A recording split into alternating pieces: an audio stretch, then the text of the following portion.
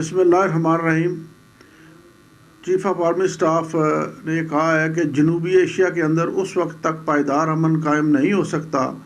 جس وقت تک مسئلہ کشمیر کا اقوام متحدہ کی قراردادوں کے مطابق پائیدار حل نہ نکالا جائے۔ اور چیف آف آرمی اسٹاف نے بھارت کی پرزور مذمت کی ہے کہ وہ مقبوضہ کشمیر کی جو ہے حیثیت اور اس کے سٹیٹس کو چینج کرنے کی کوشش کر رہا ہے۔ In chief of army staff کے ان بیانات کی وجہ سے مقبوضہ کشمیر اور آزاد کشمیر کے عوام کے حوصلے بلند ہوئے ہیں، اور اقوام متحدہ کے جنرل سیکرٹری نے جو ہے چیف آف آرمی اسٹاف سے ملاقات میں یہ کہا ہے کہ ہم پاکستان آرمی اور دیگر اداروں